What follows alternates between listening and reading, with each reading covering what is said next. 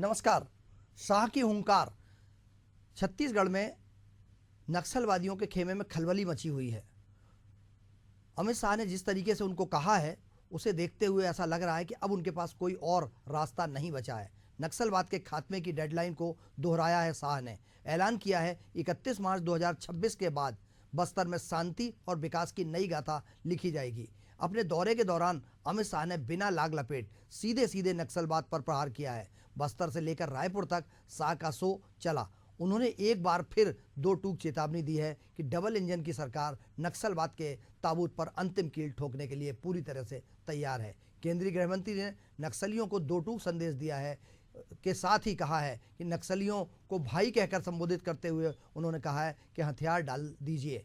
अमित शाह ने प्रदेश में विकास और सुशासन दोनों और सुरक्षा दोनों ही मोर्चों पर प्रगति को लेकर संतोष जाहिर किया है। उन्होंने प्रशासनिक अफसरों को नक्सल प्रभावित इलाकों में नियत निल्लारन योजना का दायरा बढ़ाने की भी निर्देश दिए हैं। साथ ही ये सुनिश्चित करने का कहा है कि नक्सल प्रभावित क्षेत्रों की जनता को विकास के समान अवसर मिले। केंद्रीय गृह मंत्री ने कहा है कि नक्सल विरोधी अभियान का मोमेंटम किसी भी सूरत में कम नहीं होना चाहिए। यकीनन शाह की नीति ने लाल आतंक को खात्मे की कगार पर खड़ा कर दिया है। बस्तर में विकास की जोत जलाने के बाद ही नक्सलियों पर आक्रामक प्रहार और बेहतर सरेंडर नीति कारगर साबित होती नजर आ रही है।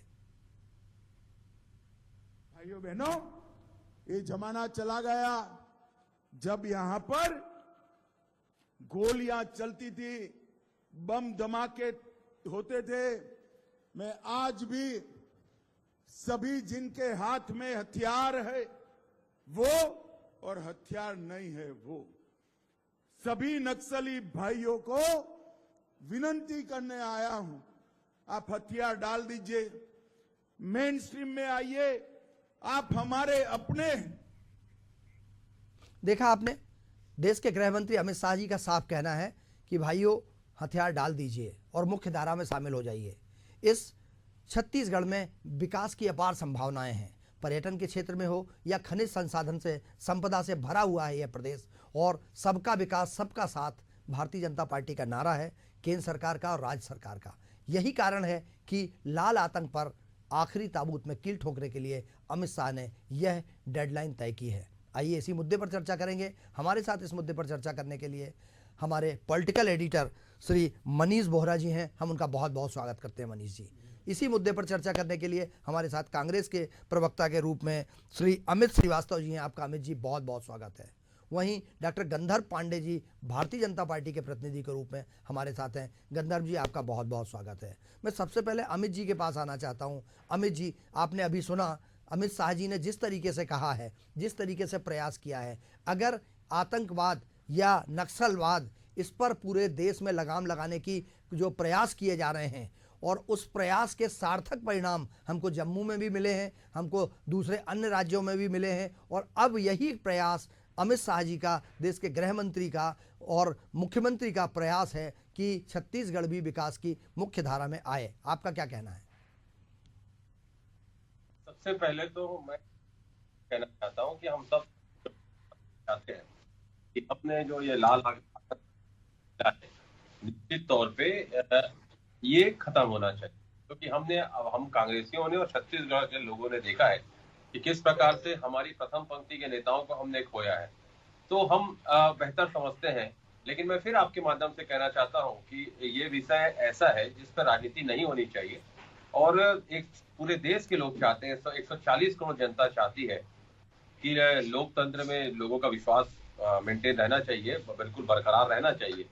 लेकिन जिस प्रकार से मेरी एक आपत्ति भी है कि जब हम लोग कहते थे कि नक्सली भटके हुए लोग हैं, हमारे अपने लोग हैं, तो ये बड़ा भाजपाई आते थे और कहते थे देखो ये नक्सलियों को अपना बता रहे हैं। आज जब देश के गृह मंत्री कह रहे हैं कि आप हमारे भाई हो, आप हथियार छोड़ के आओ, आप हमारे अपने हो, अब इस पे भाजपाइयों को क्या कहना है।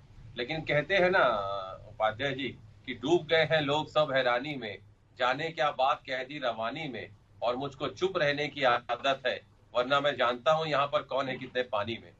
तो मैंने कहा ना कि ये राष्ट्रीय समस्या है, और लगातार आज से नहीं 1967 से हम इस दंश को झेल रहे हैं, जब नक्सलवाड़ी से ये नक्सलवाद की शुरुआत नक्सलियों ने की थी।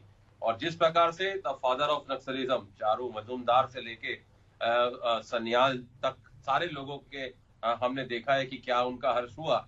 लेकिन मैं फिर कहना चाहता हूं कि जिनका विश्वास लोकतंत्र में नहीं है, जिनका विश्वास संविधान में नहीं है, जो लोकतंत्र में नहीं, जो गणतंत्र में नहीं, गणतंत्र में विश्वास रखते हैं, ऐसे लोगों को मुंह तोड़ जवाब देना चाहिए।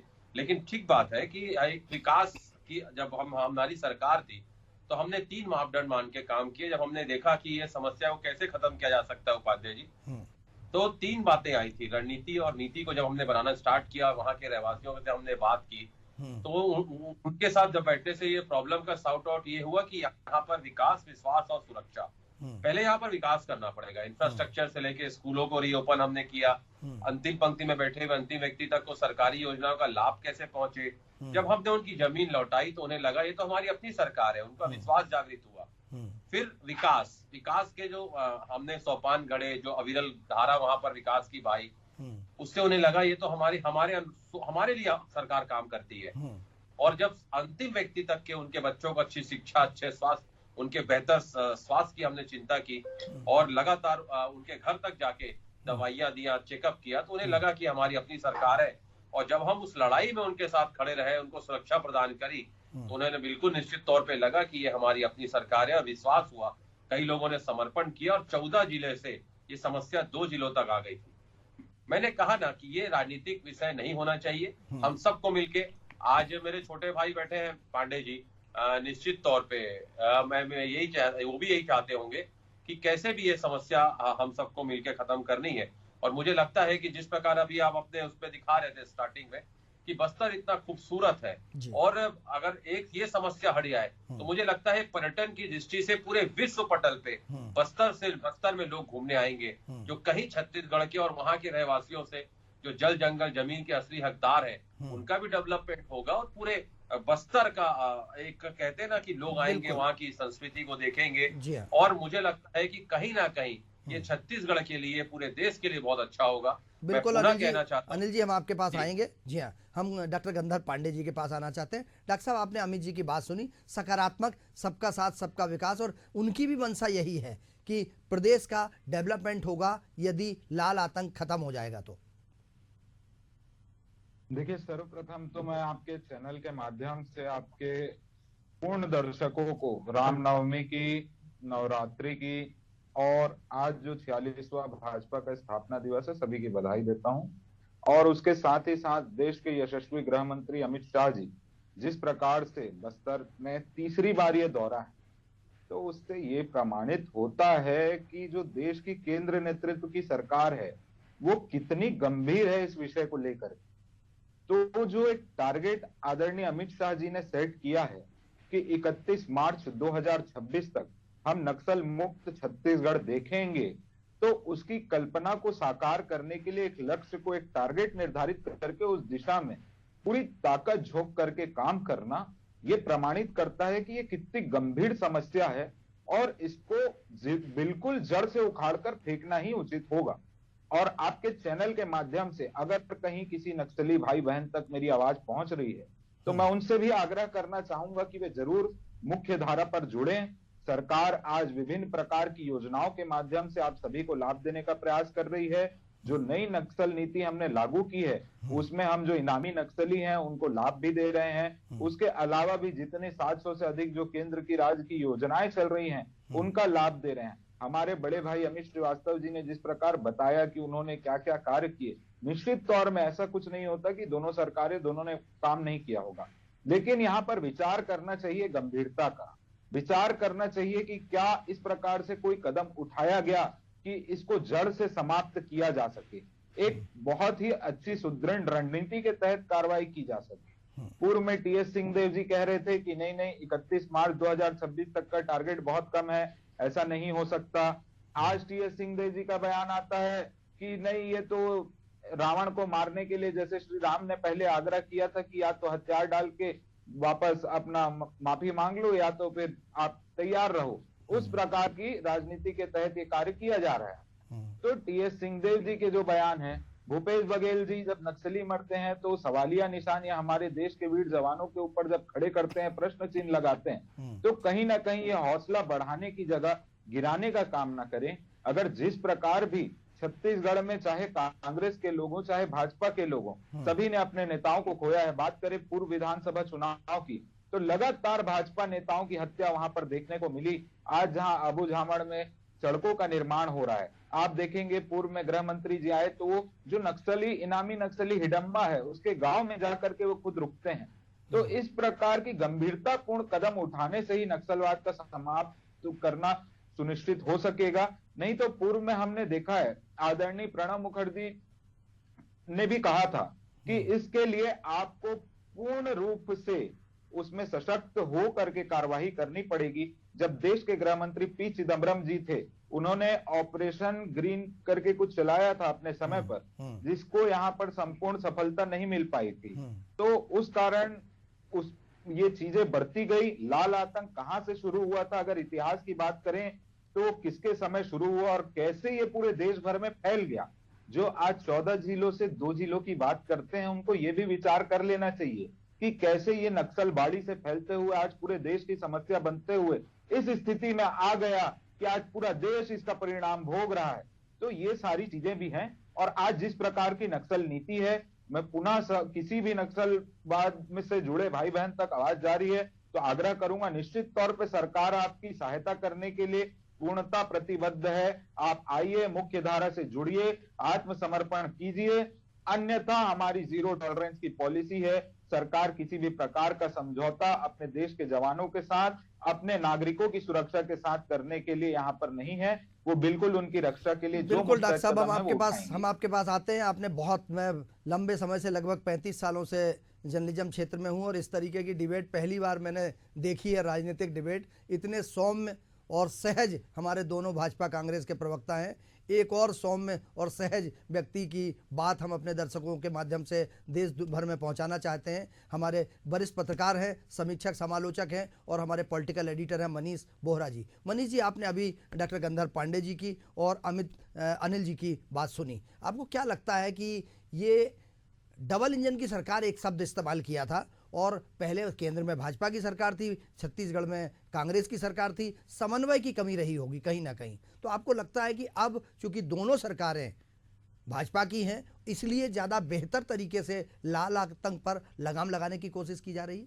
देखिए, निश्चित रूप से जी मैं इस बात को मानूंगा कि सरकारों के बीच में समन्वय जो होता है वो बहुत जरूरी होता है, विशेषकर जब इस प्रकार की कोई नीति हो जिसको लेकर के, इस लाल आतंक को लेकर के जब बात होती है। देखिए, इसके ये जो दंश है इसको कांग्रेस ने और भाजपा ने दोनों ने झेला। भाजपा के भी बहुत सारे नेता जो है वो इसकी भेंट चढ़े हैं और कांग्रेस के भी बहुत सारे नेता इसकी भेंट चढ़े हैं और कांग्रेस को तो इसका ज़्यादा दर्द है। तो मुझे लगता है, मैं जिस प्रकार से यहाँ देख रहा था, आपने जिस प्रकार से कहा कि गंधर्व जी और अमित जी दोनों ही जिस प्रकार से बात कर रहे थे, निश्चित रूप से ये एक आदर्श है कि जब हम बात करते हैं नक्सलवाद को लेकर के, जब हम बात करते हैं आतंक को लेकर के, तो उसके खात्मे के लिए जब बात होती है तो दोनों दल स्वर में स्वर मिला रहे हैं। ये बहुत अच्छी बात है। और रही बात इस बात को लेकर के कि जो अमित शाह जी ने जिस बात को लेकर के कहा और आपने भी जिस बात का जिक्र किया कि यहाँ पर समन्वय जो है वो बेहतर हो, डबल इंजन की सरकार है, निश्चित रूप से बेहतर समन्वय की वजह से और यहाँ पर जिस प्रकार से नीति बना करके, मुझे लगता है चुनाव के पूर्व भी जब कांग्रेस की सरकार थी उस समय भी गृह मंत्री अमित शाह जब छत्तीसगढ़ आए थे तो उन्होंने इस बात को कहा था कि हम छत्तीसगढ़ से नक्सलवाद का समूल नाश करेंगे।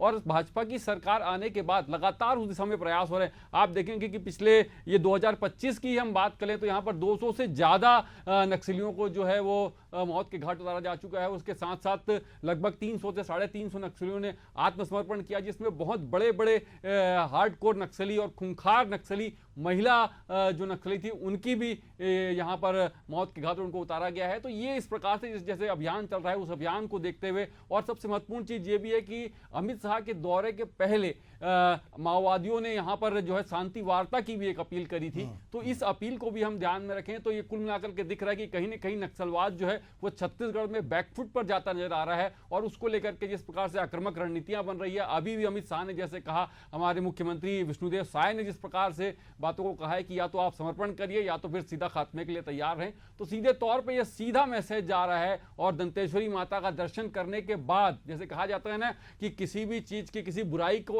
चांद को लेकर के सबसे पहले माता की पूजा की जाती है, उसी प्रकार अमित शाह ने भी छत्तीसगढ़ आकर के बस्तर में दंतेश्वरी माता की पूजा करी और उसके बाद उन्होंने सीधे तौर पे नक्सलियों को ललकारा कि आप या तो हथियार डाल दें या तो आत्मसमर्पण कर दें, और नहीं करते हैं तो आप गोली खाने के लिए तैयार रहें। यदि आप समर्पण करेंगे तो आपको सम्मान का जीवन मिलेगा, हम आपको वो सब कुछ देंगे जो आप चाहते हैं, आपके परिवार को देंगे, अच्छी शिक्षा देंगे। और सबसे बड़ी चीज ये है कि जिस गांव में नक्सली मुक्ति होगी वहां पर 1 करोड़ रुपए की सहायता जो है उन्होंने देने की बात करी है। तो ये इस प्रकार से जितनी भी योजनाएं लेकर के आ रहे हैं और इसमें लगातार आक्रामक रुख, एक तरफ से देखिए नक्सलवाद पर सुरक्षा बल आक्रामक रुख अख्तियार किए हुए हैं और दूसरी तरफ यह भी कहा जा रहा है कि आप हमारे भाई हैं और यदि आप हमारे साथ शांति से आते हैं, विकास की मुख्य धारा में शामिल होते हैं तो हम आपको सम्मान भरी जीवन देंगे। बिल्कुल मनीष जी, एक बात और मैं पूछना चाहता हूं, क्योंकि डबल इंजन की सरकार है, लेकिन इसके पहले भी ये होता था कि नक्सली एक राज्य में अपराध करते थे, दूसरे राज्य में घुस जाके छुप जाते थे।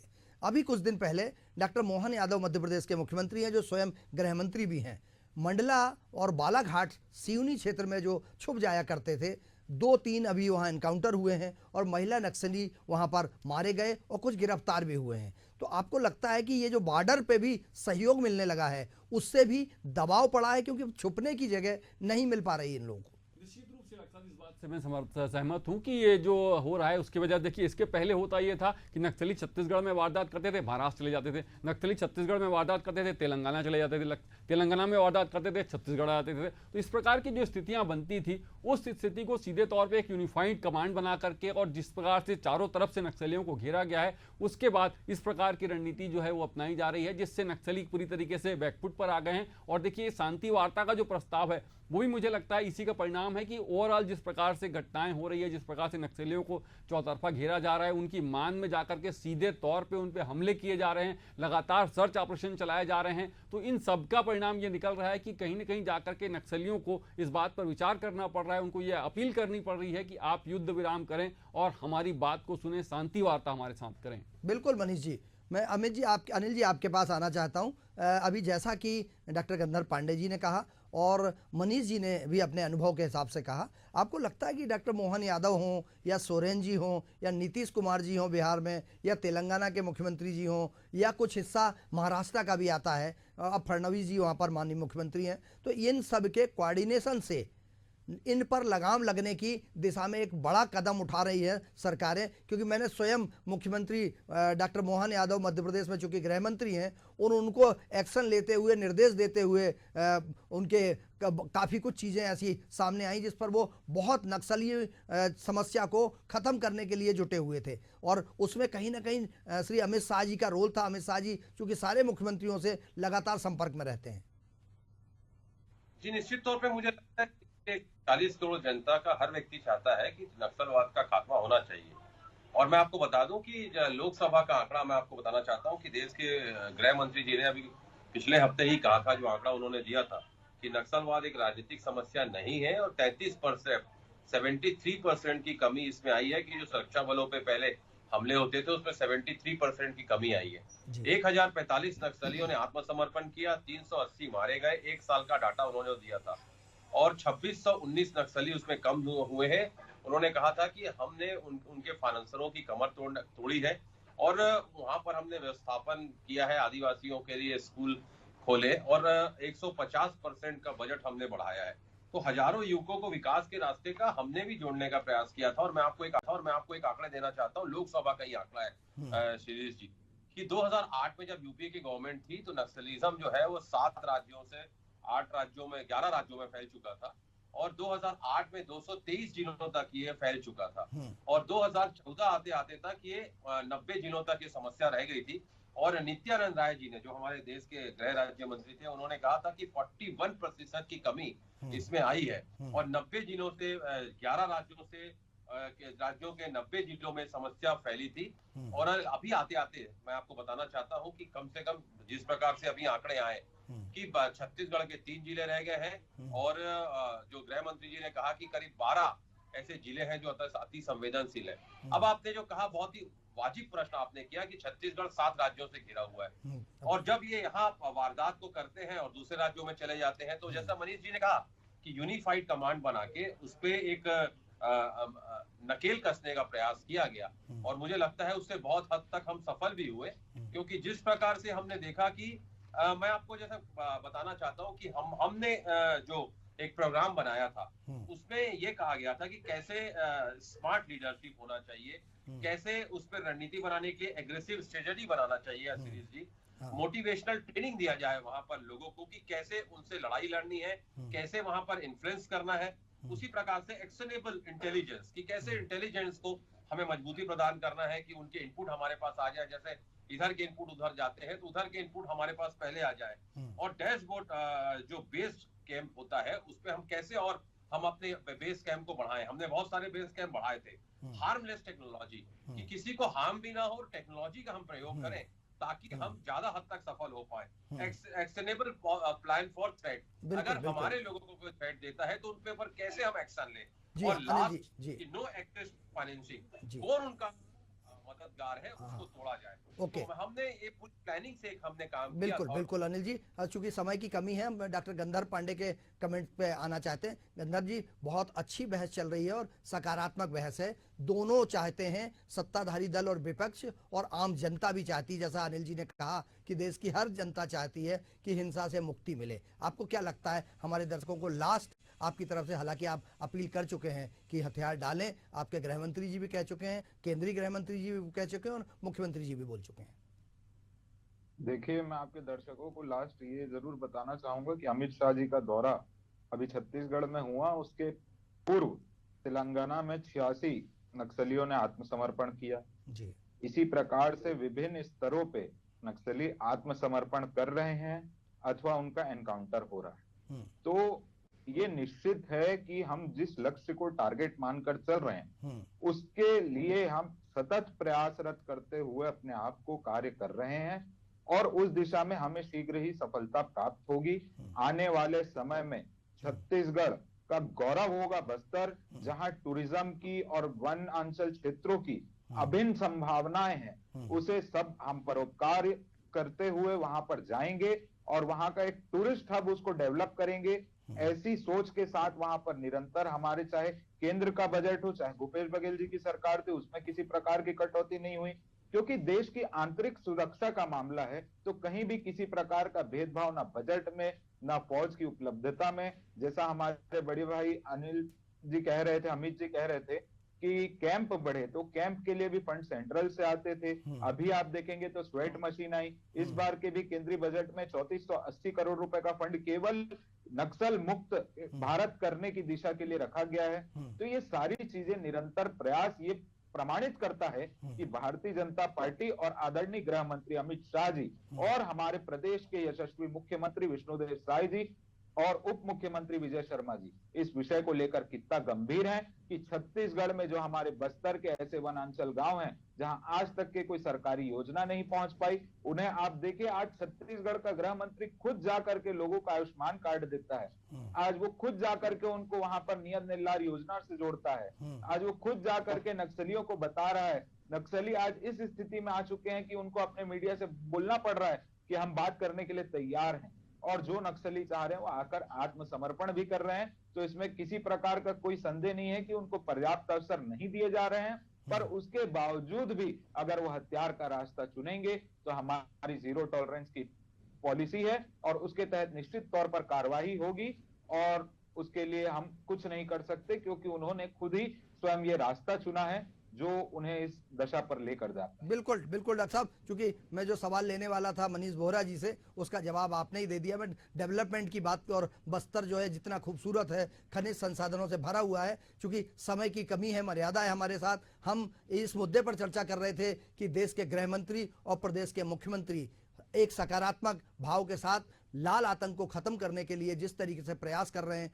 उसमें पक्ष विपक्ष और आम जनता सब सहमत है कि इस पर लगाम लगना चाहिए। खूबसूरत छत्तीसगढ़, खूबसूरत प्रदेश और विकसित प्रदेश के रूप में इसको पूरे दुनिया भर में जाना जाता है, और वो यहाँ आए, ये प्रयास है सबका और ये सबको मिलकर प्रयास करना चाहिए। हमारे साथ श्री अमित श्रीवास्तव जी, कांग्रेस प्रवक्ता, आपका बहुत बहुत धन्यवाद। डॉक्टर गंधर्व पांडे जी, आपका बहुत बहुत धन्यवाद। और पॉलिटिकल एडिटर के रूप में श्री मनीष बोहरा जी जुड़े, आपका बहुत बहुत धन्यवाद। खबरों का सिलसिला जारी रहेगा, बने रहिए। मुझे दीजिए इजाजत, नमस्कार।